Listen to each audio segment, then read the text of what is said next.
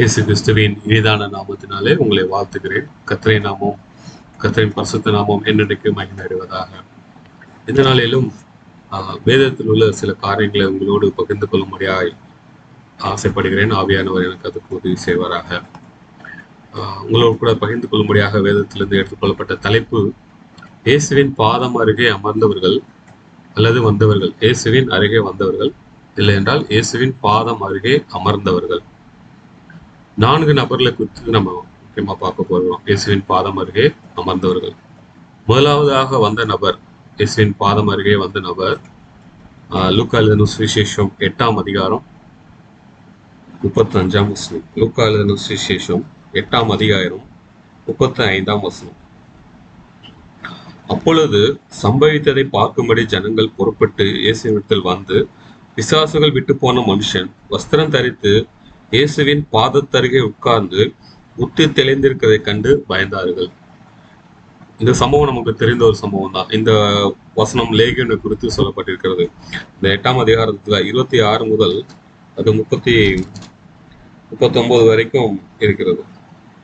அதுல இயேசு கிறிஸ்து ஊழியம் செய்த நாட்களிலே அவர் கதரேனுடைய ஒரு நாடு என்ற நாட்டுக்கு வரார். கலிலேயாவுக்கு எதிராக இருக்கிற ஒரு நாட்டுக்கு வரார். கரையில இறங்கின போது நெடுநாளா பிசாசு பிடித்த ஒரு மனிதன். இந்த சம்பவம் நமக்கு ஏற்கனவே நல்லா தெரிந்த படித்த ஒரு சம்பவம் தான். பிசாசு பிடித்தவன், வஸ்திரம் தெரியாதவன். அவன் கல்லறையில குடியிருக்கிறவனா இருக்கிறான். அங்க இருந்துகிட்டு ரொம்ப யாராலையும் அவனை அடக்கக்கூடாது இருந்தது என்று மார்க்கு பதிவு செய்கிறார். மார்க்கு சுவிசேஷத்துல அப்படியே அசுத்த ஆவிகள் அதிகமாக இருந்த ஒரு மனிதன். அவன் பேரு லேகியோன். அவன் என்ன பண்றான், இயேசு கிறிஸ்துவ நோக்கி ஓடி வரான். ஓடி சொல்றான், உன்னதமான தேவனுடைய குமாரனே, எனக்கும் உமக்கும் என்னை வேதனைப்படுத்தாதபடிக்கு உண்மை வேண்டிக் கொள்கிறேன் அப்படின்னு சொல்றான். இயேசு கிறிஸ்துவ அறிஞ்சுக்கிட்டான், யார் இவர் உன்னதமான தேவனுடைய குமாரன் என்பதை அவன் அறிஞ்சுக்கிட்டு இயேசு கிறிஸ்துவ என்ன சொல்றான், எனக்கு உமக்கும் என்னை வேதனைப்படுத்தாதபடிக்கு உண்மை வேண்டிக் கொள்கிறேன் அப்படின்னு சொல்றான். அவனுக்குள்ள அசுத்த ஆவிகள் அதிகமா இருந்துச்சு. எப்பவுமே இயேசு கிறிஸ்து புதிய ஏற்பாடுல ஊழியங்கள் செய்யும்போது பாத்தீங்கன்னா, பிசாசுல துரத்தும் போது அசுத்தாவி அவனை விட்டு போக சொல்லுவாங்க. உடனே போயிடும். வேற எந்த ஒரு அங்க ஒரு கான்வர்சேஷன் வேற எந்த ஒரு உரையாடலும் அங்க இருக்காது பிசாசுக்கும் ஜீசஸ்க்கும்.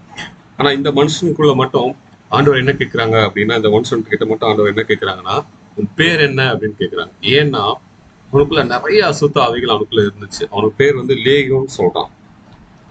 லேகியோன் என்பதற்கு கிரீக்ல 6000 என்று ஒரு பொருள்படும். வேத ஆராய்ச்சியில் சொல்றாங்க, கிரீக்ல 6000 அப்படின்ற ஒரு நம்பருக்கு அவங்க குறிப்பிடுற பெயர் லேகியோன். அவங்களுடைய இராணுவத்திலையும் 6000 பேருக்கு தளபதியா இருக்கிறவங்கள தலைவரா இருக்கிறவங்கள லேகியோன் தான் சொல்லுவாங்க. அந்த மாதிரி லேகியோன் என்பது கிரீக்ல 6000 என்பது பொருள். ஸோ 6000த்துக்கும் அதிகமான பிசாசுகள் அவனுக்குள்ள இருந்தது அந்த லேகியோனுக்குள்ள. அப்போ அதனால் அலக்களிக்கப்பட்டு எங்கேயுமே அவனால் தங்கவே முடியாது. ஒரு இடத்துல இருக்க மாட்டான். வஸ்திரம் தரிக்காதவன ஒருத்தன் இருந்து அந்த ஊருக்குள்ள ரொம்பவும் மோசமான நிலையில இருந்த ஒரு மனிதன். அவன் இயேசு கிறிஸ்து வந்தோடனே அவனை விட்டு அசுத்தாவை போ சொல்லி ஆண்டவர் சொல்றாங்க. சொன்னதுக்கப்புறம் அதுக்கப்புறம் நமக்கு தெரியும் அந்த சம்பவம்.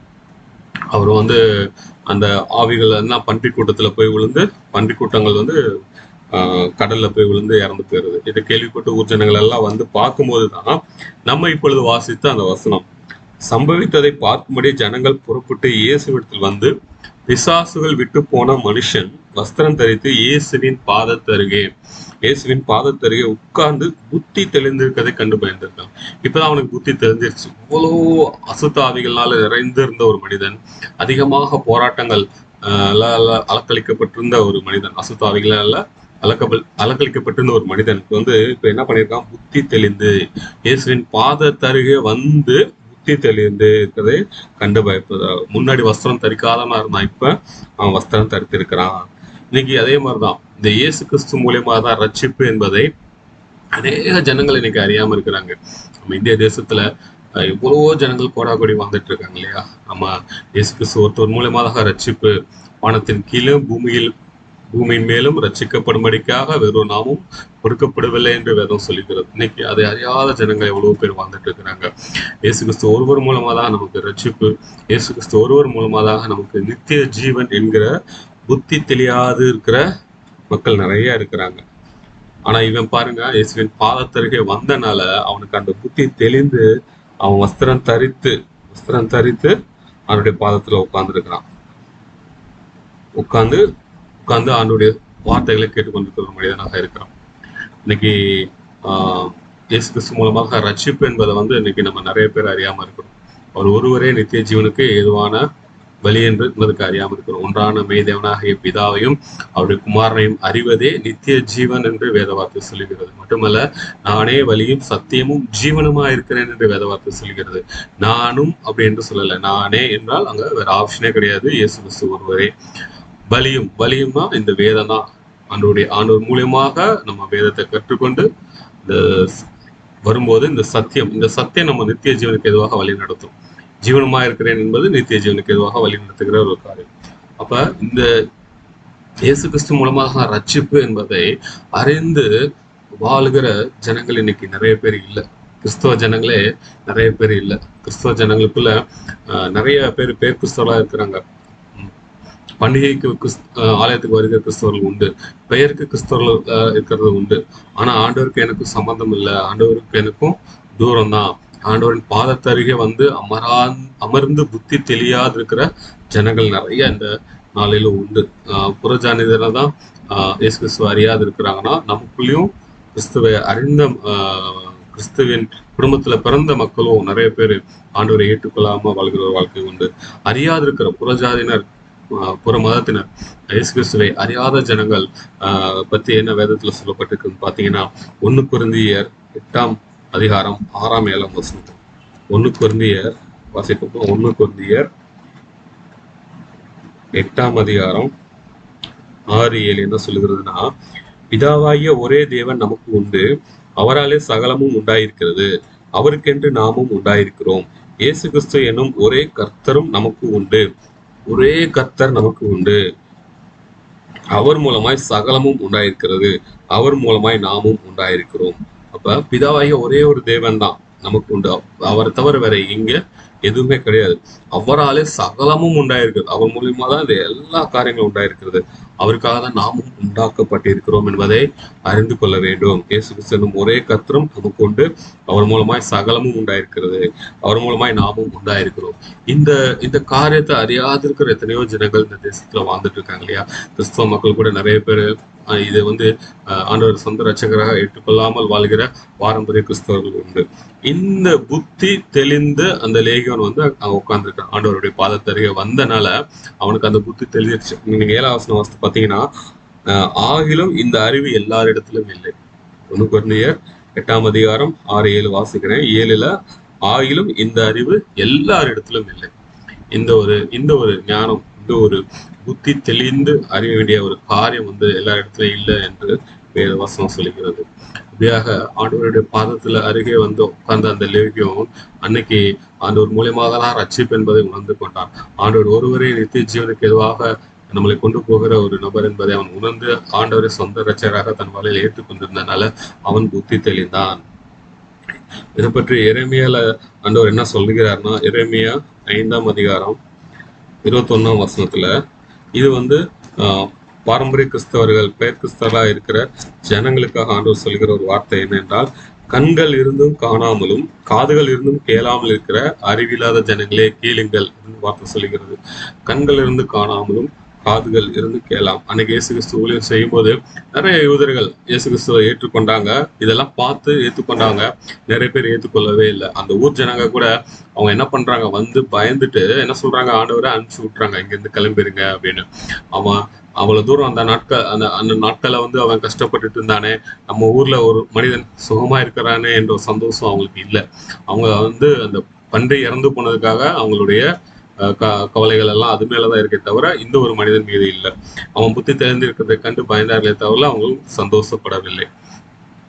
அதனால ஆண்டவர் சொல்றாரு, நிறைய யூத ஜனங்கள் அந்த காலத்துல ஆண்டவரை ஏற்றுக்கொண்டாங்க, சில பேர் ஏற்றுக்கொள்ளவில்லை. அதனால கண்கள் இருந்தும் காணாமலும் காதுகள் இருந்தும் கேளாமல் இருக்க அறிவில்லாத ஜனங்களை கேளுங்கள் என்று வேத வார்த்தை சொல்லுகிறது. இன்னைக்கு நம்மளும் எத்தனையோ பிரசங்கங்கள், எத்தனையோ செய்திகள் ஆலயத்துல வந்து நம்ம கேட்டாலும், இயேசு கிறிஸ்துவுக்கும் நமக்கு ஒரு தூரம் இருக்குமானால், இயேசு கிறிஸ்துவ நமக்கும் சம்பந்தம் இல்லாத ஒரு வாழ்க்கை நமக்கு இருக்குமானால், இன்றைக்கே நம்ம ஆண்டுடைய பாதத்துல வந்து அமருவோம். அவருடைய பாதத்துல வந்து அமரும்போது புத்தி தெளிகிற ஒரு காரியம் நமக்கு உண்டாகும். இயேசு கிறிஸ்து ஒருவர் தான் வழியும் சத்தியமும் ஜீவனுமா இருக்கிறார் என்கிற புத்தி தெளிகிற ஒரு காரியம் நமக்கு உண்டாகும். அன்னைக்கு அந்த லேகியனுக்குள்ள அப்படி பெரிய ஒரு அற்புதத்தை ஆண்டவர் செஞ்சாங்க. இந்த 6000 பிசாசு எப்படி உள்ள வந்துச்சு அப்படிங்கிற அந்த ஊர் மக்களுக்குள்ள ஒரு பயங்கரமான ஒரு கேள்வி உண்டு.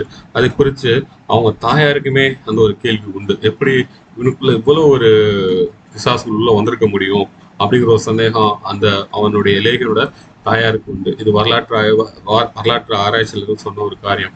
அந்த அம்மாவுக்கு அந்த ஒரு மாதிரி கேள்வி இருக்கும்போது தான் ஆண்டவர் வந்து அடுத்த ஒரு ஊர்ல வந்து பிரசங்கம் பண்ணும்போது சொல்றாங்க. லூக்கா எழுதின சுவிசேஷம் 11ஆம் அதிகாரத்துல 24, 25 நான் வாசிக்கிறேன். 24, 25, 26. லூக்கா எழுதின சுவிசேஷம் 11ஆம் அதிகாரம் 24, 25, 26.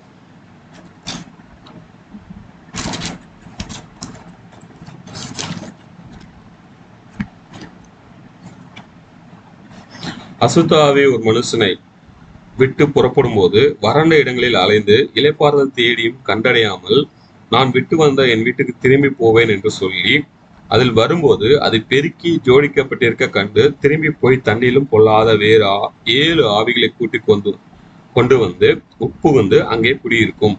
அப்பொழுது அந்த மனுஷனுடைய முன்னிலைமை பார்க்கலும் அவன் பின்னிலைமை கேடுள்ளதாக இருக்கும். எப்படி ஆண்டவர் வந்து ஒரு பிரசங்கத்துல இந்த விளக்கம் கொடுக்குறாங்க, அவனுக்குள்ள எப்படி இவ்வளவு ஆவிகள் வந்துச்சு அப்படிங்கிறது. அப்ப அசுத்த ஆவி வந்து ஒரு மனுஷனுக்குள்ள இருக்கு அப்படின்னா அது என்ன பண்ணும், ஒரு சில நாட்கள்ல அது நம்மளை விட்டு போயிட்டாலும் நம்மளுடைய பாவ காரியங்கள், இன்னைக்கு அசுத்த ஆவி என்பது ஏதோ அந்த பிசாசுனால போரடிக்கிற ஒரு காரியமா மட்டுமல்ல, ஸ்பிரிச்சுவல் வாழ்க்கையிலையும் நமக்குள்ள இருக்கிற நிறைய அசுத்த ஆவிகள், பாவமான காரியங்களா இருக்கட்டும், அது எதனால எடுத்துக்கலாம். ஆண்டவருக்கு விரோதமாக இருக்கிற எந்த ஒரு பாவமும், இந்த வேதத்துக்கு விரோதமாக இருக்கிற எந்த ஒரு பாவமுமே வந்து அசுத்த ஆவியினால் உண்டானதுதான். அப்ப அந்த அசுத்த ஆவி நமக்குள்ள இன்னைக்கு ஒருவேளை நிறைய நமக்குள்ள பாவங்கள் அக்கிரமங்கள் நிறைய இருக்குமானால் இன்றைக்கு அதை விட்டுவிட தேவன் நம்மளை அழைத்திருக்கிறார். ஒரு பாவம் நம்மளை விட்டு போய் திரும்பவும் நம்ம ஆண்டவருக்குள்ளாக இருந்து நம்ம மீண்டுமாக பின்தங்கி போய் பின்மாற்றம் அடைந்து நம்ம போவோமானால் நம்மளுடைய வாழ்க்கை முன்னிலைமை பார்க்கலாம் பின்னிலைமை ரொம்ப கெடுதலாக இருக்கும். அப்ப என்ன ஆகும்னா இன்னும் அநேக பாவங்களுக்கு உட்பட்டு நம்மளுடைய வாழ்க்கை சீர்கெட்டு போய்விடுறதா இருக்கும். ஒருவேளை பின்மாற்றத்துல ஒருவேளை இருப்பீங்களோ, ஒருவேளை மனமாற்றம் அடையாமல் ஆண்டவருக்கு விரோதமாக பின்தங்கி போயிருப்பீங்க, உங்க வாழ்க்கையில ஆவிக்குரிய வாழ்க்கையில இருப்பீங்களா, ஆண்டவர் இன்னைக்கு உங்களை அவருடைய பாதம் அருகே அழைக்கிறார். அப்படிதான் இவனுக்குள்ள பாருங்க, இந்த அசுத்த ஆவி நிறைய போய் சேர்ந்துருக்கு. சேர்ந்த கிட்டத்தட்ட 6000த்துக்கும் அதிகமான ஆவிகள் அவனுக்குள்ள இருந்ததாக இயேசு கிறிஸ்து ஒரு விளக்கம் கொடுக்குறாங்க. இப்ப ஆண்டவர் வந்து அவனுக்கு வந்து புத்தி தெளிய வச்சுட்டாங்க. இந்த விளக்கம் கேட்ட உடனேதான் அந்த 27ஆம் வசனத்துல ஒரு அம்மா சொல்லுகிற ஒரு வார்த்தையை பாருங்க. அவர் இவைகளை சொல்லுகையில் ஜனக்கூட்டத்தில் இருந்த ஒரு ஸ்திரீ அவரை நோக்கி, உம்மை சுமந்த கர்ப்பமும் நீர் பால் உண்ட முலைகளும் பாக்கியம் உள்ளவைகள் என்று சத்தமிட்டு சொன்னாள். அப்ப இந்த அம்மா வந்து இயேசு கிறிஸ்துவ வந்து வாழ்த்துறாங்க. அந்த இயேசு கிறிஸ்துவ வந்து அந்த ஒரு நன்றியுள்ள இதயத்தோடு நோக்கி பார்த்து அவங்க சொல்லுகிற ஒரு வார்த்தை தான் அந்த வார்த்தை. உண்மை சுமந்த கர்ப்பமும் நீர் பாலுண்ட முலைகளும் பாக்கிய முலைகள் என்று சத்தமிட்டு சொன்னாள். இது இந்த தாயார், அந்த லேகியோட தாயார் அவங்களுடைய அந்த நீண்ட நாள் கேள்வி சந்தேகத்துக்கு ஆண்டவர் கொடுத்த விளக்கத்தின் மூலியமா இயேசு கிறிஸ்துவ அவங்க பாராட்டுற காரியமா இருக்கு. அப்ப இயேசு கிறிஸ்துவின் பாதம் அருகே வந்து அமர்ந்த இந்த நபர் லேகியோ, அவனுடைய காரியம் எப்படி தலைகளா மாறிடுச்சு. ஒருவேளை இன்னைக்கு இயேசு கிறிஸ்து தான் ரட்சிப்பு என்பதை அறியாதிருப்பீர்களானால், இயேசு கிறிஸ்து மூலமாக மட்டுமே ரட்சிப்பு என்பதை அறியாதிருப்பீர்களானால் ஆண்டவருடைய பாதம் அருகே வந்துடுங்க. நீங்க எப்பேற்பட்ட ஒரு நிலையில இருந்தாலும் சரி, இந்த லேகியனோட மோசமான ஒரு நிலையில இருந்தாலும் சரி, ஆண்டவர் அதை எல்லாம் மாற்ற வல்லமையுடைய தேவனா இருக்கிறாங்க. ஆண்டவர் அதை குணமாக்கி உங்களுக்கு புத்தி தெளியும்படியாக செய்து ஆண்டுடைய ஊழியங்களை செய்யும்படியாக ஆண்டவர் உங்களை நடத்துவார். அதுக்கப்புறம் பாத்தீங்கன்னா அந்த மனுஷன் வந்து போய் ஆண்டவரை குறித்து பிரசங்க திக்கப்பள்ளி நாட்டிலாம் போய் பிரசங்கிக்க தொடங்கிறான். அவன் வந்து அந்த குறித்து என்ன சொல்லப்பட்டிருக்குன்னா, அவன் இருந்த நாட்டுக்கு அவன் என்ன பண்றான், ஆண்டவர் குறித்து பிரசங்கம் பண்ண ஆரம்பிச்சான். பிசாசுகள் நீங்கின மனுஷன் அவரோடு இருக்கும்படி உத்தரவு கேட்டான். இயேசு அவனை நோக்கி, நீ உன் வீட்டுக்கு திரும்பி போய் தேவன் உனக்கு செய்தவைகளாம் அறிவி என்று சொல்லி அவனை அனுப்பிவிட்டார். அந்தபடி அவன் போய் இயேசு தனக்கு செய்தவைகள் எல்லாம் பட்டணத்தில் எங்கும் பிரசித்தப்படுத்தினான். அப்போ என்ன பண்ணிட்டான்? ஊழியம் பண்ண ஆரம்பிச்சான். ஆண்டவரை குறித்து சொல்ல ஆரம்பிச்சிட்டான். அதே போல இன்னைக்கு ஆண்டவர் நம்மளையும் ஒருவேளை இந்த சூழ்நிலையில நம்ம இருக்குமானால், இந்த லேவியனை போல நிறைய பாவங்கள் அக்கிரமங்கள் நம்மளால மீண்டு வர முடியாத ஒரு காரியம் நமக்கு இருக்குமானால், அவை எல்லாவற்றிலிருந்து ஆண்டு விடுதலை தர வல்லமையோட தேவனா இருக்காங்க. ஆண்டுடைய பாதம் அருகே நம்ம அழைக்கிறாங்க. ரெண்டாவதாக ஆண்டுடைய பாதத்துல வந்த ஒரு நபர் யாருன்னு பாத்தீங்கன்னா, ஆண்டவர் அருகே வந்த ஒரு நபர் அப்படின்னு பாத்தீங்கன்னா ஸ்திரீ. யோவான் எழுதின சுவிசேஷம் 8ஆம் அதிகாரம் 3ஆம் வசனத்திலிருந்து 11ஆம் வசனம் வரைக்கும். யோவான் எழுதின சுவிசேஷம் 8ஆம் அதிகாரம் 3.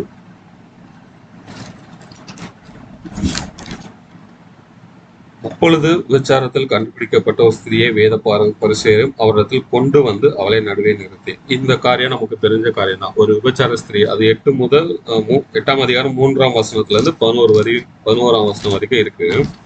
11ஆம் வசனத்துல என்ன ஆண்டவர் சொல்றாங்கன்னா, அதற்கு அவள், இல்லை ஆண்டவரே என்றால், இயேசு அவளை நோக்கி, நானும் உன்னை ஆக்கணைக்குள்ளாக தீர்க்கத்தில்லை, நீ பாவம் செய்யாதே என்றார். இங்க ஒரு விபச்சார ஸ்திரியை குறித்து சொல்லப்பட்டிருக்கிறது. கையும் களவுமாக பிடிக்கப்பட்ட ஒரு விபச்சார ஸ்திரீ, பாவத்திலிருந்து இருந்த ஒரு ஸ்திரியை கொண்டு வந்து ஆண்டவர் முன்பாக நிப்பாட்டுறாங்க. இந்த சம்பவம் நமக்கு தெரிந்த ஒரு சம்பவம் தான். அவர் மேல் குற்றம் சுமத்துவதற்காக தான் என்ன பண்றாங்க, அவரை சோதிக்கும்படி கேட்கிறாங்க. இவளுக்கு என்ன பண்ணலாம், நியாயப்பிரமாணத்தின்படி நம்ம என்ன செய்யலாம் அப்படின்னு கேட்கும்போது ஆண்டவர் என்ன சொல்றாங்க, உங்களில் பாவம் இல்லாதவன் இவள் மேல் முதலாவது கல்லை கடவன் என்று சொல்லி அவர் மறுபடியும் புரிந்து தரையில் எழுதினார். இந்த சம்பவம் நமக்கு தெரிந்த ஒரு சம்பவம் தான்.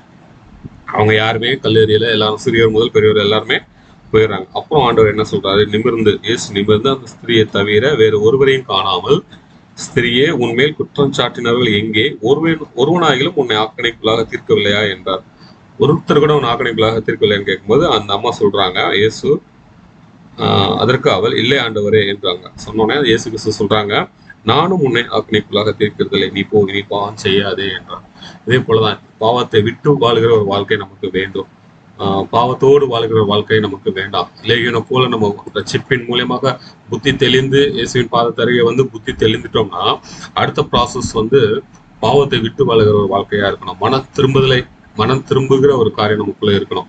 மனம் திரும்புதலுக்கு ஏற்ற கனிகளை தரக்கூடிய ஒரு வாழ்க்கையா இருக்கணும். ஸ்பிரிச்சுவல்ல ஆவிக்குரிய வாழ்க்கையில வளர்கிற ஒரு வாழ்க்கை நமக்குள்ள இருக்கணும். இந்த அம்மா பாருங்க, பாவத்தை விட்டு வாழ்கிற ஒரு வாழ்க்கை. இனி பாவம் செய்யாத, நானும் உன் ஆக்கணைக்குள்ளாக தீர்க்கிறதில்லை என்று ஆண்டவர் சொல்றாங்க. ஆண்டவர் மன்னிப்பதற்கு தயப்பெருத்த ஒரு தேவன். அதனாலதான் பாத்தீங்கன்னா எரோமியா புஸ்தகத்துல 33:8 இப்படியாக சொல்லிக்கிறது. எரோமியா 33:8, அவர்கள் எனக்கு விரோதமாய் குற்றம் செய்த அவருடைய எல்லா அக்கிரமங்களுக்கும் அவர்களை நீங்களாக்கி சுத்திகரித்து, அவர்கள் எனக்கு விரோதமாய் குற்றம் செய்து எனக்கு விரோதமாய் துரோகம் பண்ணின அவருடைய எல்லா அக்கிரமங்களையும் மன்னிப்பேன். எல்லா அக்கிரமங்களையும் நீங்களாக்கி சுத்திகரித்து, குற்றம் செய்த எனக்கு விரோதமாய் துரோகம் பண்ணின அவருடைய எல்லா அக்கிரமங்களையும் மன்னிப்பேன் என்று சொல்கிறார். எவ்வளவு பெரிய ஒரு பாவங்கள் அக்கிரமங்கள் அதெல்லாம் ஆண்டவர் மன்னிப்பதற்கு தயப்பட்டிருக்கிறாங்க. இந்த இடத்துல பாத்தீங்கன்னா, அவர்கள் எனக்கு விரோதமாக குற்றம் செய்தார்கள், எனக்கு விரோதமாக அக்கிரமம் செய்தார்கள் ஆண்டவர் சொல்றாங்க. இப்ப நம்ம செய்யற பாவம் நம்மளுடைய வாழ்க்கையை தான் அழிக்கும் இல்லையா? அப்ப நான் என்னுடைய பாவ காரியங்கள் என் வாழ்க்கையை அழிக்குது. அதனால நான் தான் அழிஞ்சு போகிறேன், என் வாழ்க்கை தான் ஒன்றுமில்லாமல் போகுது. ஆனா ஆண்டவருக்கும் அதுக்கு என்ன இல்ல சம்பந்தமே இல்லை. ஆனா ஆண்டவர் என்ன சொல்றாங்க, எனக்கு விரோதமா அவன் செய்த பாவம்னு ஆண்டவர் அழைக்கிறாங்க. நம்மளுடைய ஆத்மா மேல அவ்வளவாக கரிசனை உள்ள ஒரு தேவனா இருக்கிறாங்க. நம்ம மேல அவ்வளவாக பாசம் உள்ள ஒரு தேவனா இருக்கிறாங்க. அதெல்லாம் ஆண்டவர் சொல்றாங்க, எனக்கு விரோதமாய் செய்த அக்கிரமங்கள், எனக்கு விரோதமாய் அவங்க பண்ணின துரோகங்கள் அனைத்தையும் மன்னிப்பேன் என்று சொல்றாங்க. அதனாலதான் பாத்தீங்கன்னா, யோசேப்பு போத்திபார் வீட்டுல இருக்கும்போது அவனுடைய மனைவி நித்தம் அவனை பாவத்துக்கு எதுவாக கூப்பிடும்போது யோசேப்பு சொன்ன வார்த்தை என்னன்னா, ஆண்டவருக்கு விரோதமாக நான் பாவம் செய்வது எப்படி? அதே போலதான் இன்னைக்கு ஒருவேளை பாவத்தோடு இருக்கிற வாழ்க்கை இருக்குமானால், ஆண்டவருக்கு விரோதமாக நீங்க பாவம் செய்யாதீருங்க. அது ஆண்டவர் தான் ரொம்ப காயப்படுத்தும், ஆண்டவர் தான் குற்றப்படுத்தும். ஆண்டவருக்குள்ளாக வந்துடுங்க. ரட்சிக்கப்பட்டு ஒருவேளை திரும்பவும் பின்மாற்றம் அடைந்து நீங்க போயிருந்திருப்பீங்கன்னா, இன்னைக்கு ஆண்டவர் இந்த விபச்சார ஸ்திரீ எப்படி தான் பாவத்தை விட்டு அவங்க மாறினாங்களோ, அதே போல இன்னைக்கு ஆண்டவர் நம்மளை அழைக்கிறார். நம்மளுடைய பாவ வாழ்க்கை அக்கிரமங்கள் எல்லாம் விட்டு, மீறுதல்கள் எல்லாம் விட்டு வாழ்வதற்கு ஆண்டவர் நமக்கு உதவி செய்ய வல்லமிட தேவனா இருக்கிறாங்க. நம்முடைய பாவம் எப்பேற்பட்ட பாவமா இருந்தாலும் சரி, அதை ஆண்டவர் மாற்ற வல்லமிட தேவன். எரேமியா மட்டுமல்ல, ஏசாயாலே இப்படிதான் சொல்லப்பட்டிருக்கிறது. ஏசாயா 1 அதிகாரம் 18 இப்படியாக சொல்லப்பட்டிருக்கிறது. ஏசாயா 1:18. வழக்காடுவோம் வாருங்கள் என்று கர்த்தர் சொல்கிறார். உங்கள் பாவங்கள் சிவேர் என்றிருந்தாலும் உறைந்த மலையை போல வெண்மையாகும். அவைகள் ரத்தாம்பர சோப்பா இருந்தாலும் பஞ்சை போல ஆகும். உன் பாவம் எப்படி இருந்தாலும் சரி, நான் அதை மாற்றேன். உறைந்த மலையை போல மாற்றேன், வெண்மையா மாற்றேன். ரத்தாம்பர சோப்பா இருந்தாலும் பஞ்சை போல நான் மாத்துறேன்னு சொல்றாரு. ஒருவேளை என்னுடைய அக்கிரமம் பெருது, என்னுடைய அருவருப்புகள் பெருசா இருக்குன்னு நினைச்சு நீங்க ஒருவேளை குற்ற மனசாட்சியோட வாழ்கிறனால் ஆண்டவர் பாதம் அருகே வந்துடுங்க. ஒருவேளை அந்த லேகனோட என்னோட நிறைய அசுத்த ஆவி இருக்கு பிரதர் அப்படின்னு நீங்க சொல்வீர்களால் ஆண்டவருடைய பாதம் அருகே அழைக்கிறார். வந்தீங்கன்னா போதும், நான் இனி உன்னை ஆக்கணைக்குள்ளாக தீர்ப்பதில்லை என்று அந்த விபச்சார ஸ்திரியை பார்த்து சொன்னாங்களே, இனி பாவம் செய்யாதே. அதுதான், இனி பாவம் செய்யாது. ஆண்டவர் பாதத்துல வந்துட்டீங்க. ஆண்டவர் தான் ரட்சகர், ஆண்டவர் தான் நித்திய ஜீவனுக்கு ஏதுவாக நம்மளை கொண்டு போகிறவர் என்பதை நீங்க அறிந்து கொண்டுட்டீங்கன்னா, புத்தி தெளிந்துட்டீங்கன்னா, இந்த விபச்சார ஸ்திரீ எப்படி பாவத்தை விட்டு இருந்தாங்களோ அதே போல பாவத்தை விட்டு பாவம் செய்யாத ஒரு வாழ்க்கை வாழுங்க. அதுதான் ஆண்டவர் நம்ம கிட்ட எதிர்பார்க்கிறாரு. இனி பாவம் செய்யாது. பாவத்தோடு வாழ்கிற ஒரு வாழ்க்கை நமக்கு வேண்டாம். 2 எஜமானங்களுக்கு நம்மளால ஊழியம் செய்யவே முடியாது. ஒருத்தனை பகைப்போம், ஒருத்தனை சிநேகிக்கிற ஒரு காரியமா இருக்கும். அதே போல இந்த உலகத்தின் பாவத்தோடு வாழ்கிற வாழ்க்கை வேணாம். உன்னதத்துக்காக மட்டுமே வாழுங்க. உன்னதத்துக்காக மட்டுமே பரிசுத்தமா இருங்க. உன்னதத்துக்காக மட்டுமே வாழ்க்கை என்பதை உணர்ந்து வாழுங்க. உலகத்தோடு ஒன்றி போயிட்டீங்க, உலக வாழ்க்கை, உலக காரியங்களோடு கரைந்து போயிட்டீங்கன்னா உலக வாழ்க்கையும் வாழ முடியாது, உன்னதத்துக்குரிய வாழ்க்கையும் நம்ம வாழ முடியாது. ஒரே ஒரு வாழ்க்கை தான், உன்னதத்துக்குரிய வாழ்க்கையோட வாழுங்க. நிச்சயமா ஆண்டவர் உங்களை ஆசீர்வதிப்பாங்க. அப்ப அந்த ஸ்திரீ பாருங்க, பாவத்தை விட்டு அவங்க வாழ்ந்த ஒரு காரியம் உண்டு. ஏன்னா பைபிள்ல அவங்க ஆண்டவர் கூட இருந்து ஊழியம் செஞ்சாங்க. வரலாற்று ஆய்வாளர்கள், வேத ஆராய்ச்சியாளர்கள் எல்லாம் இது பதிஞ்சிருக்கிறாங்க. அவங்க இயேசு கிறிஸ்து கூட ஊழியம் செஞ்சவங்க தான். பொதுவாக விபச்சார ஸ்திரியோட குணம் எப்படி இருக்கும் அப்படின்னா, இப்ப அவங்க பாவம் செய்யாதுன்னு சொன்ன உடனே அந்த அம்மாவை பாருங்க, அது மறுப்பு எதுவும் தெரிவிக்கல. இல்ல ஆண்டவரே, அவங்கதான் குற்றம் சுமத்துனாங்க, என்கிட்ட எந்த தப்பும் இல்லை. ஏன்னா எல்லாருமே போயிட்டாங்க, இந்த அம்மா மட்டும்தான் இருக்காங்க, ஜீசஸ் மட்டும்தான் இருக்காங்க. இப்ப இந்த அம்மா சொல்லியிருக்கலாம், நான் எதுவுமே பண்ணல, அவங்க தவறா என் மேல குற்றம் சுமத்திட்டாங்க அப்படின்னு அவங்க ஏதாவது சாக்கு சொல்லியிருக்கலாம். அந்த மாதிரி எந்த ஒரு காரியமும் சொல்லல. அவங்க குற்றத்தை அவங்க உணர்ந்தாங்க. உணர்ந்துதான் அவங்க அமைதியா போயிட்டாங்க. எந்த காரியத்தை பத்தி பேசல. ஒருவேளை இன்னைக்கு நம்ம பாவத்துக்கு சாக்கு போக்கு சொல்லிக்கிட்டோம், யார் மீதையாவது பழி போட்டுட்டு இருப்போமானால் அந்த காரியத்தை ஆண்டவர் விரும்பவில்லை. நம்ம பாவங்களை விட்டுவிடதான் ஆண்டவர் விரும்புகிறார். நீதிமொழிகள் 28:13 அப்படிதான் சொல்கிறது. பாவங்களை மறைக்கிறவன் வாழ்வடைய மாட்டான், அறிக்கை செய்து விட்டு விடுகிறவனும் இரக்கம் பெறுவான் என்று வேத வார்த்தை சொல்லுகிறது. அப்ப தேவனுடைய இரக்கம் உங்களுக்கு வேணும்னா, நீங்க பாவத்தை விட்டு ஒரு வாழ்கிற வாழ்க்கை இருக்கணும். பாவத்தை அறிக்கை செய்து ஆண்டவர்கிட்ட ஒப்புரவாகிற ஒரு வாழ்க்கை வேணும். நம்ம ஒப்புரவாயிட்டாங்க. பொதுவாக விபச்சார ஸ்திரியோட குணம் எப்படி இருக்கும் என்று வேதத்துல சொல்லப்பட்டிருக்கிறது என்றால், நீதிமொழிகள் 30:20 வாசிங்களேன். நீதிமொழிகள் 30:20 அங்க சாலமோன் குறிப்பிடுகிறார். அப்படியே விபச்சார ஸ்திரீயினுடைய வலியும் இருக்கிறது. அவள் தின்று தன் வாயை துடைத்து நான் ஒரு பாவம் செய்யவில்லை என்பாள். என்ன பண்ணுவாங்க, எல்லா காரியங்களும் செஞ்சுட்டு நான் ஒண்ணுமே செய்யல, எனக்கு அதுக்கும் சம்மந்தமே இல்லை அப்படின்னு சொல்லுகிற ஒரு குணம் உண்டு விபச்சார ஸ்திரீகளிடம் இருக்கும் அப்படின்னு இங்க சாலமோன் சொல்கிறார். அந்த மாதிரி இல்லை. அவங்க பாவத்தை ஒப்புக்கொண்டாங்க. அவங்க அதை ஏற்றுக்கொண்டு நான் செய்தது தவறுதான் என்று ஆண்டவர்கிட்ட ஒப்புரவாகி, ஆண்டவர் இனி பாவம் செய்யாதேன்னு சொல்லும் போத அவங்க அதை கேட்டு பின்பாக ஆண்டவருக்கு அவங்க ஊழியம் செய்தாங்க. லூக்கா எழுதின சுவிசேஷம் 8ஆம் அதிகாரத்திலேயே 3ஆம் வசனத்துல பாத்தீங்கன்னா, அந்த அம்மா சில ஸ்திரீகள் ஆண்டவருக்கு ஊழியம் செஞ்சுட்டு இருக்காங்க. அது அந்த அம்மாவும் இருக்கிறாங்க. ஏரோதி காரியக்காரான கூசாவின் மனைவியாக யோவானாலும் சூசானாலும் தங்கள் ஆஸ்திகளால் அவருக்கு ஊழியம் செய்து கொண்டு வந்த மற்ற அநேக ஸ்திரீகளும் அவருடனே இருந்தார்கள். இதுல அநேக ஸ்திரீகள்ல அந்த அம்மாவும் இருந்து ஆண்டவருக்காக ஊழியம் செய்த ஒரு நபர் தான் அந்த விபச்சார ஸ்திரீ. ஒருவேளை இன்னைக்கு ஆண்டவருடைய கிறிஸ்துவுக்கு அன்பானவர்களே, ஆண்டவர் உங்களை அழைக்கிறார். ஆண்டவருடைய பாதம் அருகே அழைக்கிறார். லேகியோனை போல நீங்க இருந்தாலும் சரி, உங்களை புத்தி தெளிய வச்சு ரட்சிப்பின் காரியங்களை உங்களுக்கு ஆண்டவர் தர, ரட்சிப்பின் வஸ்திரத்தை உங்களுக்கு கூட தரித்து உங்களை பாதத்தருகே அமரும்படியாக ஆண்டவர்களை அழைக்கிறார். விபச்சார ஸ்திரியை போல பாவங்களை விட்டு வாழ்கிற ஒரு வாழ்க்கைக்காக ஆண்டவர் உங்களை அழைக்கிறார். அடுத்ததா ஒரு நபர் பாத்தீங்கன்னா, ஆண்டவருடைய பாதம் அருகே அமர்ந்தவர்கள் அல்லது வந்தவர்கள். நலத்தலம் தைலம் பூசிய மரியாள். யோவான் எழுதின சுவிசேஷம் 12ஆம் அதிகாரம் 3ஆம் வசனம். யோவான் எழுதின சுவிசேஷம் 12ஆம் அதிகாரம் 3ஆம் வசனம்.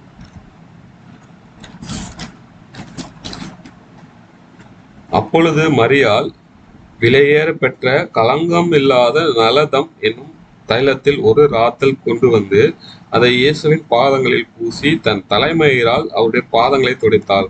அந்த வீடு முழுவதும் தைலத்தின் பரிமளத்தினால் நிறைந்தது. இங்க மூன்றாவதாக நம்ம பார்க்கிற ஒரு நபர் வந்து மரியாள்.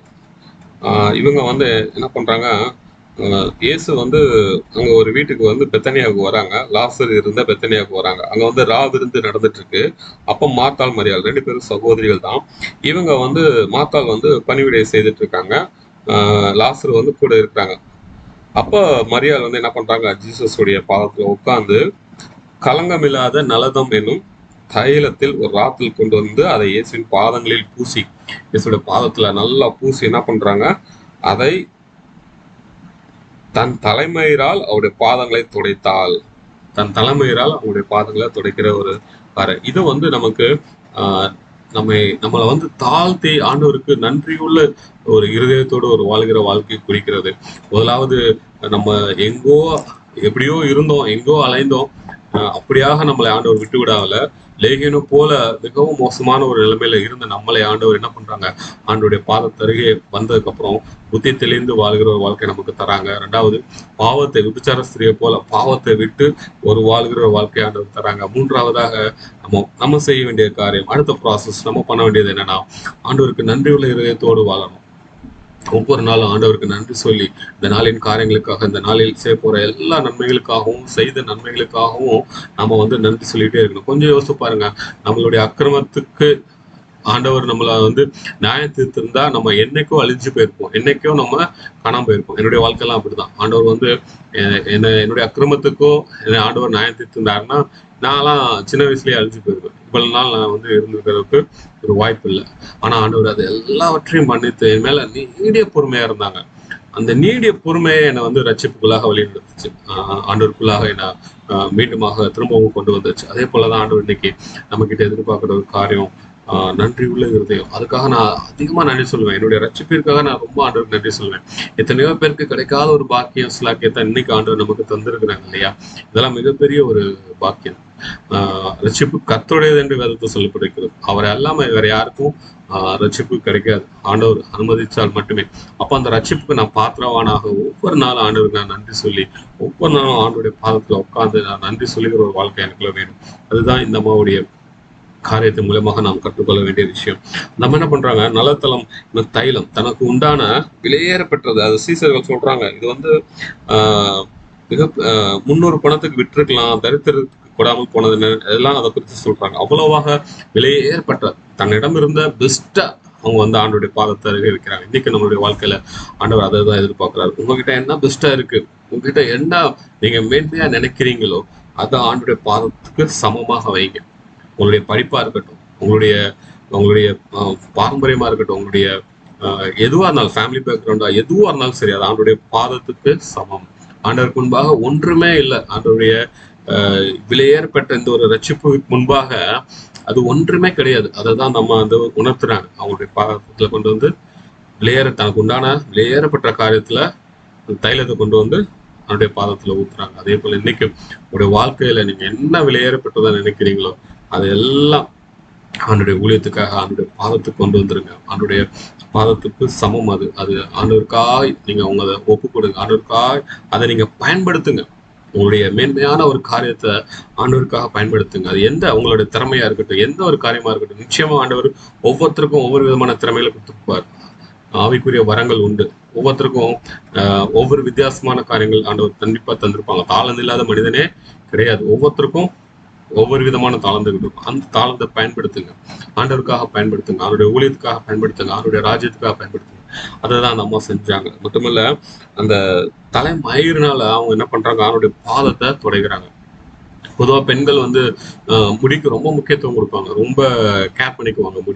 முடி அழகா இருக்கணும், நீளமா இருக்கணும் அப்படிங்கிறத விஷயத்துல பெண்களுக்கு அந்த குணம் உண்டு. இது எல்லாருக்குமே பொதுவான ஒரு காரியம் தான். அதை வந்து அவங்க வந்து ஆண்டுடைய பாதத்தை துடைக்கிறாங்க அப்படின்னா, நான் ஒண்ணுமே இல்லை ஆண்டவரே அப்படிங்கிறத குறிக்கிறது. நான் ஒண்ணுமே இல்லை, உங்களுக்கு முன்பாக நான் வந்து ஒண்ணுமே இல்லை, நான் ஒரு புழு பூச்சி, தாவீது சொன்னதை போல நான் ஏமாத்திரம், நான் ஒன்றுமே இல்லை சுவாமி, மட்டும் நான் என்னை நீங்க கொண்டு வந்ததற்கு நான் ஏமாத்திரம் என்று தாவீது சொன்னதை போல, இதம்மா நான் ஒன்றுமே இல்லை சுவாமி, நீங்க இவ்வளவாக எனக்கு நன்மை செய்வதற்கு, இவ்வளவாக எனக்கு என் மீது நீங்கள் அன்பாக இருப்பதற்கு, என் மீது நீங்க இவ்வளவு பொறுமையாக இருப்பதற்கு நான் என்ன நன்றியுள்ளேயோ இருதயத்தோடு வாழ்கிற வாழ்க்கையை இது குறிக்கிறது. நான் ஒன்றுமே இல்லை, எனக்கு எந்த மேன்மையும் இல்லை அப்படின்ற தாழ்த்தி நன்றியுள்ள வாழ்க்கையை இது குறிக்கிறதாக இருக்குது. ஆண்டுடைய பாதத்துல உட்கார்ந்து அவங்க வந்து தன்னுடைய தலைமறையினால் ஆண்டுடைய பாதத்தை துடைக்கிறாங்க. ஏன்னா நம்மளுடைய பாவங்கள் அக்கிரமங்கள் அவ்வளவாக தேவன் மன்னித்திருக்கிறாங்க, மறந்திருக்கிறாங்க.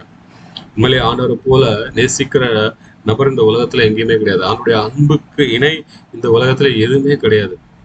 அதை உணர்ந்து நான் சொல்றேன். யாருடைய அன்பும் மாறும், மனுஷருடைய அன்பு நிச்சயமாக மாறும். நீங்க எவ்வளவு நல்லது செஞ்சாலும் ஒரே ஒரு விஷயம் வந்து அவங்களுக்கு விரோதமா செஞ்சிட்டீங்களாலோ நடந்துருச்சுனாலோ அவங்க டோட்டலா நீங்க செஞ்ச காரியங்கள் எல்லாம் வேஸ்டா போயிடும். அப்படிதான் அவங்க அப்படி எடுத்துட்டு நடந்து கொள்வாங்க. ஆனா இயேசு கிறிஸ்து அப்படி இல்லை. எந்த எதிர்பார்ப்பும் இல்லாத ஒரு அன்பு. நீங்க வந்து உண்மையா இல்லைனாலும் ஆண்டவர் உங்களை உண்மையா நேசிப்பாங்க. ஆனா மனிதர்கள்ட்ட அதை நம்ம பார்க்கவே முடியாது. நீங்க அவங்க கிட்ட உண்மையா இல்லைன்னா அவங்க உங்களை வந்து வெறுத்துடுவாங்க. ஆனா ஆண்டவர் வந்து நீங்க உண்மை இல்லைனாலும் உங்களை நேசிக்கிற ஒரு தேவன். அதுக்காகவே நம்ம ஆண்டவருக்கு உண்மையா இருக்கணும். அதுக்காகவே ஆண்டுடைய அன்புக்கு நம்ம அடிமையா இருக்கணும் என்பதை நான் வந்து கொண்டேன். இப்படிதான் இந்த அம்மா மரியாள் வந்து ஆண்டுடைய பாதத்துல உட்கார்ந்து தனக்கு உண்டான அந்த விலை உயர்ந்த அந்த தைலத்தினால அவங்களுடைய பாதத்துல ஊற்றி தன் தலைமையினால அவங்க தொடர்ச்சி தன்ன நன்றி உள்ள காரியங்களை அவங்க வெளிப்படுத்துறாங்க. நன்றி உள்ள ஒரு வாழ்க்கை வேணும், முறுமுறுப்பு இல்லாமல் எரிச்சல் இல்லாத ஒரு வாழ்க்கை. ஆண்டவர் நமக்கு என்ன தந்திருக்காரோ அதுதான் நமக்கு பெஸ்ட் என்பதை உணர்ந்து வாழ்கிற ஒரு வாழ்க்கையா இருக்கணும். அது 100 ரூபாவா இருந்தாலும் சரி, 1000 ரூபாவா இருந்தாலும் சரி, எவ்வளவா இருந்தாலும் அதுக்குள்ள வாழ்கிற ஒரு வாழ்க்கை, அது ஆண்டவர் வந்து விரும்புகிற ஒரு வாழ்க்கை. அதுக்குள்ள ஒரு சந்தோஷம், சமாதானத்தை ஆண்டவர் நமக்கு தருவாங்க. அவங்கள போல நம்ம இல்லையே, அவங்கள போல நமக்கு இது கிடைக்கலையேங்கிற ஒரு ஏக்கம் நமக்கு இருக்கவே கூடாது. அவங்க வாழ்க்கை வேற, நம்மளுடைய வாழ்க்கை வேற. ஒவ்வொருத்தருடைய வாழ்க்கைக்கும், ஒவ்வொருத்தருடைய குடும்பத்துக்கும், ஒவ்வொரு மனிதனுக்கும் ஆண்டவர் ஒவ்வொரு திட்டங்களை தனித்தனியாக வச்சிருக்கிறாங்க. ஸோ எனக்கு ஆண்டவர் கொடுத்த இந்த காரியத்துக்காக நன்றி என்று சொல்லி வாழ்கிற ஒரு வாழ்க்கை இருக்கணும். எரிச்சல் அடையக்கூடாது, முறுமுறுப்பு இல்லாத ஒரு வாழ்க்கை வாழணும். இஸ்ரவேல் ஜனங்கள் வந்து வனாந்தர பயணத்துல வந்துட்டு இருக்கும்போது கானானுக்கு நேராக வரும்போது விபச்சாரத்தினால் அழிந்தவர்களை விட, விக்கிரகத்தை வணங்கி அழிந்தவர்களை விட முறுமுறுப்பினாலும் எரிச்சலினாலும் அழிந்தவர்கள் அதிகம். ஆண்டவர் வந்து இதை எங்களுக்கு தரல, நாங்க அங்க அப்படி இருந்தோம், இப்படி இருந்தோம், இவ்வளவு கம்ஃபர்ட்டா இருந்தோம் அப்படிலாம் முறுமுறுப்பு கோவப்பட்ட ஜனங்கள் அழிந்த காரியம் அதிகம். ஆண்டோடைய அந்த இஸ்ரவேல் ஜனங்களுடைய அந்த வனாந்தர பிரயாணத்துல இன்னைக்கு ஆண்டவர் அப்படிப்பட்ட ஒரு வாழ்க்கை நம்ம இடத்துல விரும்பல. நமக்கு நன்றி உள்ள இருதயத்தோட, மரியாதை போல நன்றி உள்ள இருதயத்தோடு ஒவ்வொரு நாளும் ஆண்டவருக்கு நம்ம நன்றி சொல்லி ஆண்டவருக்கு ஊழியம் செய்கிற ஒரு வாழ்க்கையை ஆண்டவர் நம்மிடம் எதிர்பார்க்கிறார். அப்படித்தான் இந்த 3வது நபர் மரியாள் இயேசுவின் பாதத்தருகே வந்தவர்கள் அவங்களுடைய இந்த காரியம் இந்த நமக்கு ஆவைக்குரிய இந்த நன்றியுள்ள இருதயத்தோடு வாழ்கிற வாழ்க்கையை குறிக்கிறது. அந்த வசனம் கடைசியில சொல்லப்பட்டிருக்கு பாருங்க, அந்த வீடு முழுவதும் தைலத்தின் பரிமளத்தினால் நிறைந்திருந்தது. அப்ப அந்த தைலம் வாசனை அந்த வீடு முழுக்கம் நிறைஞ்சிருந்துச்சு. அவ்வளோ ஒரு வாசனையாக இருந்த ஒரு காரியம். நம்முடைய கிறிஸ்தவ வாழ்க்கை என்பது என்ன, ஒரு வாசனையான ஒரு வாழ்க்கையா இருக்கணும். ஆண்டவரை வெளிப்படுத்துகிற, ஆண்டவரை பிரதிபலிக்கிற ஒரு வாழ்க்கை நமக்குள்ள இருக்கணும். அந்த தைலத்தினால, அந்த அம்மா பண்ணின அந்த காரியத்தினால அந்த வீடு முழுவதும் பரிமளத்தினால் நிறைந்திருந்தது வசனம் சொல்லுது. நறுமணம். 2 கொரிந்தியர்ல பவுல் என்ன குறிப்பிடாரு பாருங்க, 2ஆம் அதிகாரம் 15-14. 2 கொரிந்தியர் 2ஆம் அதிகாரம் 15-14. ரட்சிக்கப்படுவர்களுக்குள்ளேயும் கெட்டு போகிறவர்களுக்குள்ளேயும் நாங்கள் தேவனுக்கு கிறிஸ்துவின் நற்கந்தமா இருக்கிறோம். பவுல் இது குறிப்பிடுகிறார். யாரா இருந்தாலும் சரி, ரட்சிக்கப்படுகிறவங்களும் சரி, ரட்சிக்கப்படாதவங்களும் சரி, நாங்கள் தேவனுக்கு கிறிஸ்துவின் நற்கந்தமா இருக்கிறோம். இந்த குட் நியூஸ் பைபிள் எப்படி போட்டிருக்கு அப்படின்னா, இங்கிலீஷ் பைபிள்ல ஸ்வீட் ஸ்மெல்லிங் இன்சென்ஸ் போட்டிருக்கு. ஒரு ஃப்ராக்ரன்ஸ், அந்த வாசனை, இந்த வாசனையாக நாங்க இருக்கிறோம் அப்படின்னு போட்டிருக்கு. முதல் வாசனை என்ன சொல்லி பாருங்க, 14. கிறிஸ்துவுக்குள் எப்பொழுதும் எங்களை வெற்றி சிறக்க பண்ணி எல்லா இடங்களிலும் எங்களை கொண்டு அவரை அறிகிற அறிவின் வாசனையை வெளிப்படுத்துகிற தேவனுக்கு ஸ்தோத்திரம். சபைக்கு குறிப்பிட்ட காரியம் என்ன பண்றாரு, எப்பொழுதும் எங்களை வெற்றி சிறக்க பண்ணுகிற எல்லா இடங்களையும், எல்லா இடங்களையும் சரி, எந்த இடத்துலயும் சரி, நீங்க வேலை பார்க்கிற இடமா இருக்கட்டும், நீங்க உங்க நீங்க இருக்கிற ஏரியாவில் இருக்கட்டும், நீங்க எங்க இருந்தாலும் சரி, அங்க கிறிஸ்துவை அறிகிற ஒரு வாசனை நீங்க வெளிப்படுத்துவர்களாக இருக்கணும். எங்களை கொண்டு அவரை அறிகிற அறிவின் வாசனை வெளிப்படுத்துகிற தேவனுக்கு சொல்றோம். இன்னைக்கு நம்மளுடைய வாழ்க்கை அப்படி இருக்கா? இன்னைக்கு நம்மளுடைய வாழ்க்கை அந்த மாதிரி பிரதிபலிக்குதா? ஆண்டவரை பிரதிபலிக்கிறதா? இவர் வந்து ஜீசஸோட, இயேசு கிறிஸ்துவோட பிள்ளை, இவரு ஜீசஸ் வழிபடுகிறவர் அப்படின்னு ஒரு சாட்சியுள்ள ஒரு வாழ்க்கை நமக்குள்ள இருக்குதா என்று நமக்கு ஆராய்ந்து பார்க்க ஆண்டவர் அழைக்கிறார். சீனால வந்து நிறைய இப்போ ரிவைவல் நடந்துட்டு இருக்கு. நிறைய பேர் கிறிஸ்துவை ஏற்றுக்கொண்டு வாழ்ந்துகிட்டு இருக்காங்க. அப்ப கிறிஸ்துவை அறியாத ஜனங்கள் சீனால நிறைய பேர் இருக்காங்க.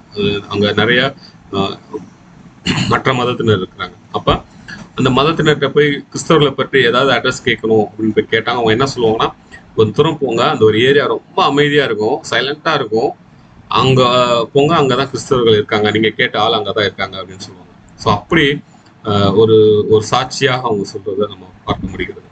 இந்த மாதிரிதான் நம்மளுடைய வாழ்க்கை இருக்கணும். நம்மளுடைய வாழ்க்கை நம்ம இருக்கிற ஏரியால, நம்ம வேலை பார்க்கிற இடத்துல, நம்ம படிக்கிற இடத்துல, நம்ம எங்க இருந்தாலும் சரி, அவரை அறிகிற அறிவின் வாசனை வெளிப்படுத்துற ஒரு காரியம் நம்ம கிட்ட இருக்கணும். அதுதான் ஆண்டவர் நீங்க நம்ம கிட்ட எதிர்பார்க்கறாங்க. இந்த மரியாள் செய்த ஒரு காரியத்தின் மூலமாக அந்த வீடு முழுவதும் நிறைந்தது. இன்னைக்கு நம்ம வீட்லயும் அது இருக்கணும், எங்கிட்டையும் இருக்கணும், வீடு முழுவதும் அப்படியாக இருக்கணும். நம்ம குடும்பத்தின் மூலமாக, நம்ம குடும்பம் ஒரு சாட்சியுள்ள குடும்பமா இருக்கணும், ஆண்டவருக்காக வைராக்கியமாக இருக்கிற ஒரு குடும்பமாக, ஆண்டவருடைய நாமத்தை போற்றக்கூடிய ஒரு குடும்பமாக இருக்கணும், ஆண்டவருடைய நாமத்தை மகிமைப்படுத்தக்கூடிய ஒரு குடும்பமா இருக்கணும்.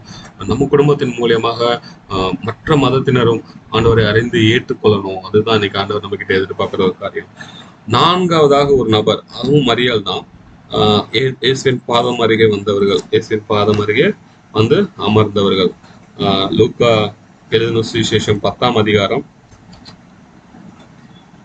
லூக்கா எழுதின சுவிசேஷம் 10ஆம் அதிகாரம் 38 முதல் 42 முடிய.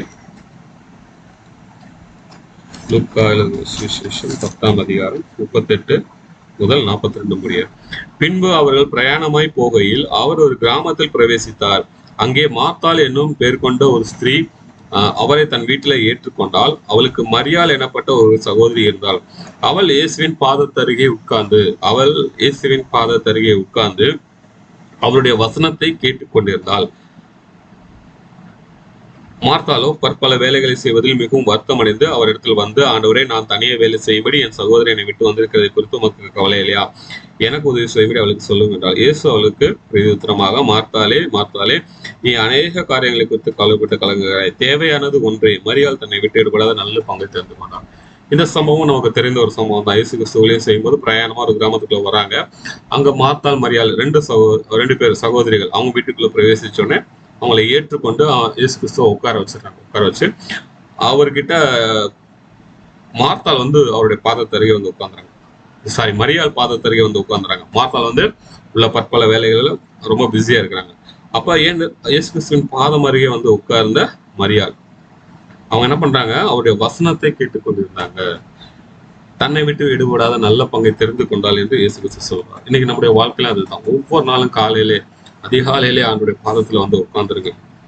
அந்த மரியாதை போல ஆண்டவருடைய பாதத்துல வந்து உட்கார்ந்து ஆண்டவருடைய வார்த்தை மூலியமாக ஆண்டவர் என்கிட்ட என்ன பேசுவார் என்பதை கேட்டு அறிந்து கொள்ளுங்க. உங்களுடைய வாழ்க்கையில, உங்களுடைய குடும்பத்தின் எல்லா காரியத்துக்கும் ஆண்டவர்கிட்ட நீங்க அறிவுரை கேட்டீங்கன்னா ஆண்டவர் நிச்சயமாக ஆண்டவர் உங்களுக்கு பதில் செய்வாங்க. உங்களுடைய வேலையின் காரியமா இருக்கட்டும், உங்களுடைய ஒரு கல்யாண காரியமா இருக்கட்டும், இல்ல எந்த ஒரு விஷயமா சரி, குடும்பத்தை நடத்த வேண்டிய காரியங்கள் அனைத்திலும் ஆண்டவர் வந்து ஆலோசனை தர வல்லமுடைய தேவனா இருக்காங்க. அந்த நாளின் காரியங்களோட ஆண்டவருடைய பாதத்துல ஒப்பு கொடுத்துருங்க. ஆண்டவரே, இந்த நாளின் காரியங்கள் அனைத்தையும் நீங்க பொறுப்படுத்திக் கொள்ளுங்க, என் கூட இருந்து என்னை நடத்துங்கன்னு சொல்லிட்டு இன்னைக்கு உலகத்தோடு நீங்க எந்த ஒரு காரியத்திலும் நேரத்தை சொல்ல விடாதீங்க. தேவையில்லாம யூடியூப், தேவையில்லாம Facebook reels, YouTube reels, social மீடியால நிறைய டயத்தை ஸ்பெண்ட் பண்ணாதீங்க, வேஸ்டா ஸ்பெண்ட் பண்ணாதீங்க. அதுல உங்க காலத்தை இழந்துடாதீங்க. அவருடைய பாதத்துல உட்காருங்க. எப்பொழுதெல்லாம் உங்களுக்கு நேரம் கிடைக்குதோ, எப்பொழுதுதான் நீங்க ஃப்ரீயா இருக்கீங்களோ, வேதத்தை எடுத்து ஆண்டோடைய பாதத்துல உட்கார்ந்துருங்க. ஆண்டோடைய பாதத்துல உட்கார்ந்து அனுதினமும் ஆண்டவர் எனக்கு என்ன சொல்றாரு, என்ன எப்படி நடத்த போகிறார் என்பது குறித்து அறிஞ்சு கொள்ளுங்க. மரியாள் செய்தது போல தன்னை விட்டு எடுபடாத நல்ல பங்கு. இதுதான் கடைசி. இது அடுத்த ப்ராசஸ். முதலாவது பார்த்தோம், லேகியோன் இயேசுவின் பாதத்தருகே வந்தவன் புத்தி தெளிந்துட்டான். இயேசு கிறிஸ்து தான் ரட்சிப்பு. இயேசு கிறிஸ்து மூலமாக மட்டும்தான் என்னிடத்தில் இருக்கிற பழைய எல்லா பாவங்களையும் பாவங்களை விட்டு வாழ்கிற வாழ்க்கை வேணும், பாவம் இல்லாத ஒரு வாழ்க்கை வேணும் என்பதை அவன் புத்தி தெளிந்து அறிந்து கொண்டான். இயேசு கிறிஸ்து மூலமாக ரட்சிப்பு. அடுத்தது ஆண்டவர் பாதம் அருகே வந்த விபச்சார ஸ்திரீ. பாவத்தை விட்டு வாழ்கிற ஒரு வாழ்க்கை, பாவத்தோடு வாழ்கிற வாழ்க்கை அல்ல, பாவத்தை விட்டு மனம் திரும்புகிற ஒரு வாழ்க்கையே நமக்கு முக்கியம். நித்திய ராஜ்யத்துக்கு எதுவாக அதை நமக்கு போகணும்னா, நம்ம பரலோக ராஜ்யத்துக்கு எதுவாக நம்ம போகணும்னா, நம்ம பாவத்தை விட்டு வாழ்கிற ஒரு வாழ்க்கையை விட வேண்டும் என்பதை நம்ம அந்த விபச்சார ஸ்திரீயின் மூலமாக. மூணாவதாக மரியாள், நன்றி உள்ள ஒரு வாழ்க்கை. ஆண்டவருடைய பாதத்துல உட்கார்ந்து தைலத்தை ஊத்தி தன் தலைமயிரினால துடைச்சு நன்றி தெரிவித்த ஒரு வாழ்க்கை நமக்கு வேணும் என்பதை நம்ம அந்த மரியாள் மூலியமாக அறிந்து கொண்டோம். அடுத்ததா ஆண்டவருடைய பாதம் அருகே இருக்கிறதுன்னா மரியாள், இவங்களும் அதுதான், அதே நபர் தான். உட்காந்து அவங்க ஆண்டோடைய வசனத்தை கேட்டுக்கொண்டு இருக்கிறாங்க. அந்த வசனம், இந்த வேத வார்த்தைகளை நீங்க அதிகமா படிங்க, அதிகமா உட்கொள்ளுங்க, அதிகமா தியானம் பண்ணுங்க. இதுதான் உங்களை நித்திய ஜீவனுக்கு ஏதாவது வழி நடத்தும். உலகத்தில் எந்த ஒரு காரியமும் உங்களை பரலோக ராஜ்யத்தை கூட்டி போகாது. இந்த வேதம் மட்டுமே உங்களை பரலோக ராஜ்யத்துக்கு கூட்டி போகும். அதனாலதான் மத்தேயு எழுதின சுவிசேஷம் 5ஆம் அதிகாரத்துல வேத வார்த்தை இப்படியாக சொல்லிக்கிறது. மத்தேயு எழுதின சுவிசேஷம் 5ஆம் அதிகாரம்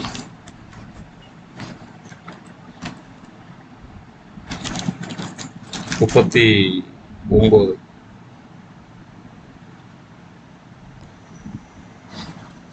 மத்தேயு எழுதின சுவிசேஷம், சாரி, யோவான் எழுதின சுவிசேஷம் 5ஆம் அதிகாரம் 39. வேத வாக்கியங்களை ஆராய்ந்து பாருங்கள், அவைகளால் உங்களுக்கு நித்திய ஜீவன் ஒன்று உண்டு என்று எண்ணுகிறீர்களே, என்னை குறித்தும் சாட்சி கொடுக்கிறவைகளும் அவைகள். வேத வாக்கியங்களை ஆராய்ந்து பாருங்க. அதனாலதான் நமக்கு நித்திய ஜீவன், அதுதான் நம்மளை நித்திய ஜீவனுக்கு எதுவாக வழி நடத்தும். அதனால மரியாள் அதை அறிஞ்சு கொண்டாங்க. அதனாலதான் இயேசுவின் பாதத்தருகே உட்கார்ந்து இருந்தாங்க. உட்கார்ந்து அவர் சொல்லுகிற வசனத்தை கேட்டு கொண்டிருக்காங்க. அதே போல நீங்களும் ஒரு வாழ்க்கையில இந்த ப்ராசஸ் எல்லாம் தாண்டி வாங்க. ஒருவேளை நீங்க இதுல எங்க உட்கார்ந்துருக்கீங்கிறது எனக்கு தெரியாது, ஆண்டவருக்கு உங்களுக்கு தான் தெரியும். உங்களுடைய ஆவிக்குரிய வாழ்க்கை எந்த இடத்துல நீங்க அமர்ந்திருக்கீங்க என்பது எனக்கு தெரியாது, ஆண்டவருக்கும் உங்களுக்கு தான் தெரியும். ஒருவேளை பின்தங்கி இருந்தீங்கன்னா முன்னோக்கி வாங்க.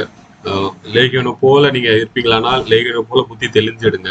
விபச்சார ஸ்திரியை போல பாவங்களை விட்டு வாழ்கிற வாழ்க்கைக்கு உங்களை ஒப்பு கொடுத்து வாழ்ந்துடுங்க. அப்படி வாழ்ந்ததுக்கு அப்புறம் ஆண்டவருக்காக ஊழியம் செய்து மரியாதை போல நன்றி உள்ள இருதயத்தோடு ஒவ்வொரு நாளும் ஆண்டவருக்கு நன்றி சொல்லி முறுமுறுப்பு இல்லாம ஆண்டவருடைய கொடுத்த எல்லா காரியங்களுக்கும் நன்றி சொல்லி அவருக்காக ஊழியம் செய்து வாழ்கிற வாழ்க்கை வாழுங்க. 4ஆவதாக ஒவ்வொரு நாளும் அவனுடைய பாதத்துல உட்காந்து வேத வாக்கியங்களை ஆராய்ந்து பாருங்க. வேத வாக்கியங்கள் ஆராய்ந்து பார்த்து தியானித்து அதன்படி உங்க வாழ்க்கையில அதை அபியாசப்படுத்துங்க, உங்க வாழ்க்கையில அதை செயல்படுத்துங்க. அதன் மூலியமாக நித்திய ஜீவனுக்கு எதுவாக ஆண்டவர் நம்மளே கொண்டு போவார். இந்த 4 ப்ராசஸ் ஒரு மனுஷனுடைய ரட்சிப்பை குறிக்கிறது. இது ஒரு மனுஷனுக்கும் பொருந்தும், ஒரு குடும்பத்துக்கும் பொருந்தும், ஒரு சபைக்கும் பொருந்தும். இந்த 4 ப்ராசஸ் உட்கார்ந்து இயேசுவின் பாதத்தருகே உட்கார்ந்தவர்கள். இதுல நம்ம எங்க இருக்கோம்ங்கிறத நம்ம ஆராய்ந்து பார்ப்போம். கடைசி ஆண்டவர் நம்மளை எங்க கொண்டு போய் உட்கார வைப்பாரு அப்படின்னா வெளிப்படுத்தின விசேஷம். இதுல எல்லாம் நீங்க ப்ராசஸ் ஆகி வந்தீங்கன்னா அடுத்ததா ஆண்டவர் நம்மளை கொண்டு போய் உட்கார வைக்கிற இடம் வெளிப்படுத்தின விசேஷம் 3ஆம் அதிகாரம் 21. வெளிப்படுத்தின விசேஷம் 3ஆம் அதிகாரம் 21ஆம் வசனம்.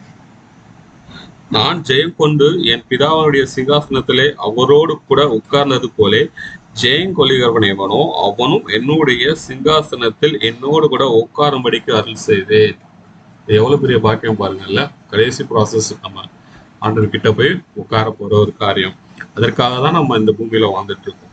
அவர் எப்படி ஜெயம் கொண்டு பிதாவுடைய சிங்காசனத்திலே அவரோடு கூட அவருடைய அருகில் அவரோடு கூட உட்கார்ந்தது போல ஜெயம் கொள்கிறவன் எவனோ அவன் என்னுடைய சிங்காசனத்திலே என்னோடு கூட உட்காரும்படிக்கு அருள் செய்து. கடைசி நம்ம உட்கார போற ப்ராசஸ் எதுனா அவருடைய சிங்காசனத்துல. இந்த காரியத்துக்காக தான் நம்ம லேகியனை போல விபச்சாரஸ்திரியை போல மரியாதை போல நம்ம அந்த ஒவ்வொரு ப்ராசஸ்லயும் நம்ம அப்படியே அந்த கடைசி ஆண்டவருடைய பரலோகத்துல ஆண்டவர் கூட உட்கார போற ஒரு காரியத்துக்காக நம்மளை ஆண்டவர் அழைக்கிறார். கடைசி ப்ராசஸ் ஆண்டவர் கூட இருக்கிற ஒரு வாழ்க்கை, ஆண்டவரோடு கூட யுகமாக வாழ்கிற ஒரு வாழ்க்கை. இந்த வாழ்க்கை 70 வருஷமோ 80 வருஷமோ, பலத்தின் மிகுதியால் 80 வருஷம். ஆனா ஆண்டவரோடு கூட நித்திய ராஜ்யத்துல பரலோக ராஜ்யத்துல வாழ்கிற வாழ்க்கையை நினைச்சு பாருங்க. யுகமா ஆண்டவர் கூட நம்ம இருக்க போறோம். அதுதான் நமக்கு சந்தோஷம், அதுதான் நமக்கு சமாதானம். அந்த வாழ்க்கைக்காக இந்த வாழ்க்கையை நீங்க வாழுங்க.